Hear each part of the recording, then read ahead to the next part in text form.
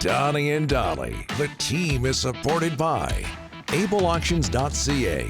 Closing your business? We can help.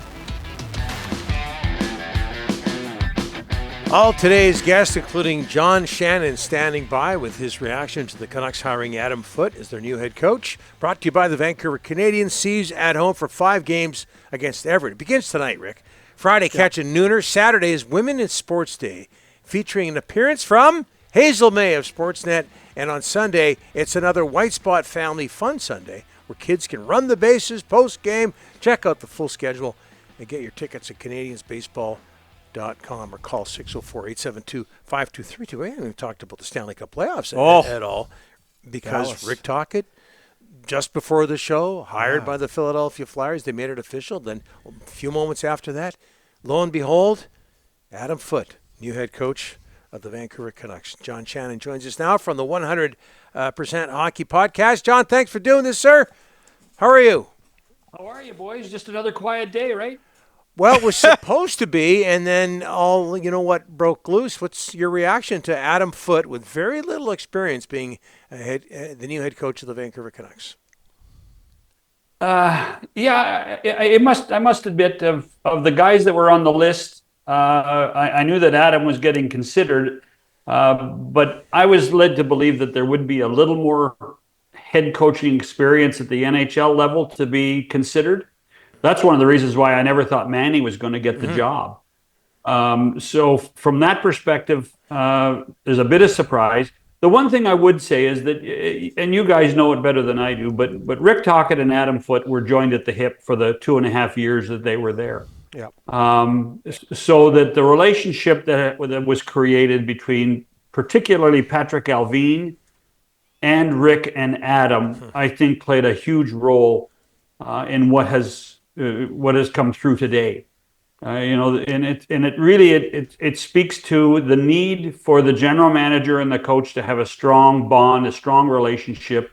And I think that's exactly what happened today. In addition to, as you guys have talked about, the relationship that Adam has had with Quinn Hughes.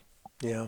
Hey, John, I'm looking at Marty St. Louis' Hockey DB page. 0 coaching experience at the pro or junior level. He was coaching minor hockey before he got the Habs job, and I think most of us would agree he's done a fine job there. Do you remember what your reaction was, or what the general reaction was, when he got the job with so little, if any, coaching experience at the pro level, certainly? Believe it or not, I wasn't surprised, just because I knew the relationship between Jeff Gorton, Kent Hughes, and Marty. They have all been great friends. They all lived either in New York or Boston, and they all had a joint interest in their kids' hockey. So there had been a ton of discussions between the three of them about the game. And the other thing about Montreal, it's not really a fair comparison because in Montreal you need to be bilingual, and let's face it, when Marty got hired, when Jeff got hired, and Kent, they were at the bottom of the league. They were at 0. And so they were able to build something. And that was how long ago now? Is that 4 years? 2021. They've been together? Yeah, 4 years. Okay, so 4 years. And I'm not sure. I don't view the Canucks in that same spot, because I don't think the fan base would take 4 years of a rebuild in Vancouver again. So from that perspective, I understand the question. I don't think it's an apples to apples comparison. Adam Foote has been behind the bench other than in Kelowna for the short period of time, and other than the Canucks. He was behind the bench in Denver for 7 seasons as their defensive coach. And I do think there's something to be said for that. This guy does understand what it's like to be around an NHL team. I know and see the reaction. I think it might be a little premature to say that this is not a good hire. I think there should be some open minds about what exactly Adam Foote can do. We know he's passionate. We know he has a great knowledge of the game. And I think that Patrick Allvin and Jim Rutherford have seen that.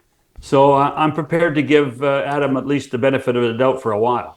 All right, Adam Foote in, Rick Tocchet out. John, he's going to go to Philadelphia.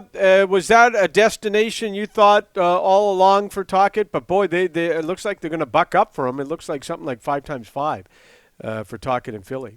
When when the announcement comes, I think everybody else said, "Yeah, we told you so," because the moment Rick opted out, that was the first name that came up was going back to Philadelphia. He obviously has a great relationship with Danny Briere, has one with Keith Jones. There is some logic there. But I think Tocchet had his pick. By the way, I just want to correct something that a lot of people have been saying. Rick Tocchet did not get an interview in Seattle. He did not get an interview. He was never offered the job. So anybody that's saying that he was offered the job, it's just not true. So there was no contemplation of him going to Seattle. He did not get offered the job or get an interview when the team expanded there. And everybody thought he got an interview. They tried to put Ron Francis and Rick Tocchet together in the same room because they're former teammates, and 2 + 2 got 4. And it was 2 + 2 got 5 every time. So Tocchet was never considered in Seattle at this point. So that's something to keep in mind. I do think Boston was interested, but the one thing about the Boston Bruins, as successful as they are, they have budgets and they only pay a certain amount of money to certain people. And so in the end, when you look at it with Mike Sullivan taking the Ranger job, I think the only place that made sense for Tocchet was Philadelphia. All these coaches. Somebody told me, John, at the league executive told me there's so many openings, but not enough quality candidates. Do you agree with that? I think don't forget, the outside guy in all this was David Carl. Yeah. Right. Yeah. So David Carl, who is at the University of Denver and has just signed a new deal at the University of Denver, was supposed to be the new blood at 35 or 36 years old. But he opted to stay there. Yeah. So to me, that was kind of a little bit of a domino effect that said, oh, no, we're not getting any new blood. Now we have to go back to the old guys. Here's the other thing, though, Rick.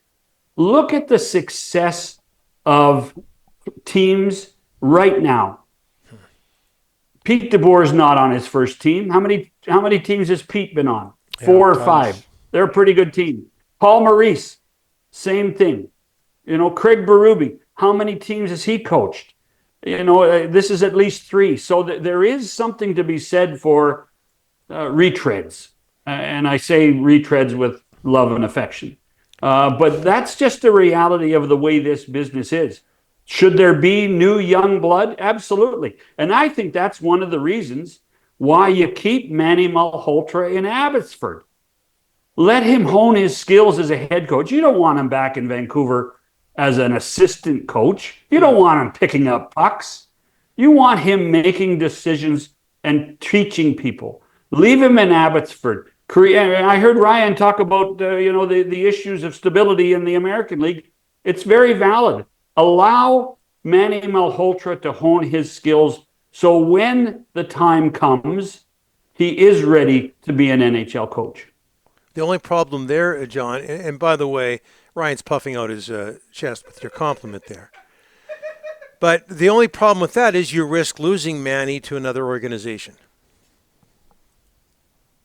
You risk lots of things, lots of times, Don, and I understand that. But at the same time, if you manage it properly, you know the timing of it. Understand what the issues are. I know that people maybe in Equilini Sports don't want to hear this. You might have to overpay You might have to overpay your American League coach.